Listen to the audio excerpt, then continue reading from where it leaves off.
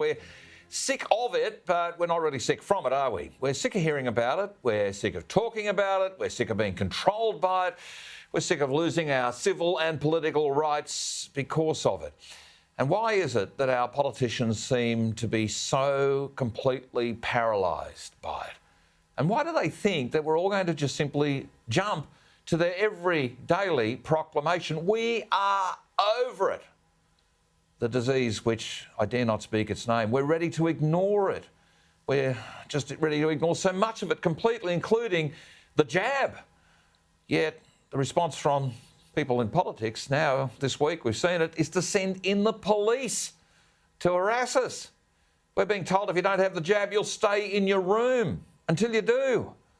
We're sick of the multitude of conflicting and contradictory advice. It's like having 5 different surgeons looking at a body and finding 7 conflicting points to make the first incision. And if you throw in the arrogance of most of these state leaders, they're hell-bent on power, but they arrogantly believe that they are infallible in their daily narrative. Well, we have a complete pandemic of political pandemonium in this country right now. Premiers have scared plenty of people to secure their vote in the last 12 months.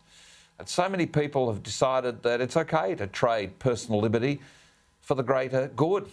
This Rona scare certainly flattered some pretty ordinary governments in Queensland and Western Australia, the ACT, Northern Territory. But those governments, those ordinary governments, got away with it at an extraordinary time. But our trust, I believe, has been betrayed. For those of us who are sceptical, asking questions which seem to get multiple answers, and answers that vary, that last a day or two, and then it's suddenly a different answer, the die, to my mind, seems cast. The precedent has been set because, like it or not, this pandemic pandering, turning something which is really more like a flu, it's a flu-like bug, that's what coronavirus is, into something that apparently we're told is like Ebola. It'll knock you out, you'll be dead. You're more likely to be dead by a lightning strike than by coronavirus if you look at the statistics. But my fear is this: it is a dress rehearsal for what could come next. Now imagine a future parliament filled with angry millennials looking at a big debt who believe the boomers, they lived large for too long and they should have all of their assets seized for the greater good.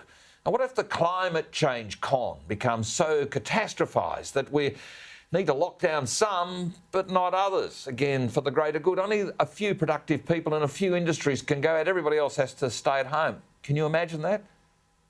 Well, that's the sort of precedent they've set.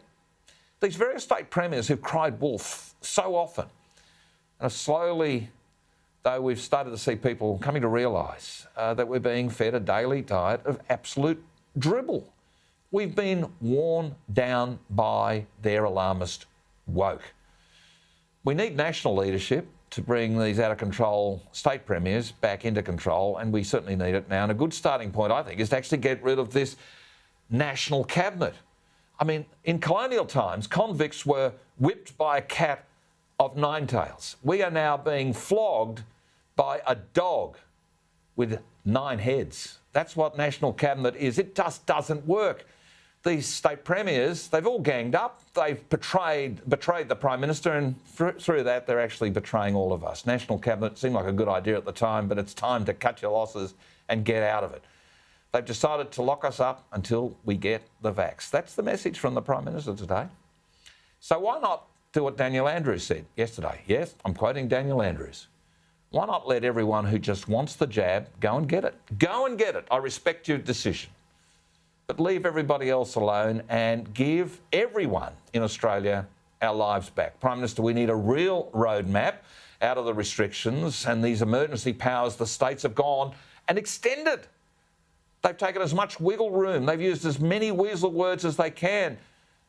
There's no way there won't be further restrictions. These states really are tails wagging this dog of a thing called national cabinet. They're out of their depth, they're out of their control, and they have been for months.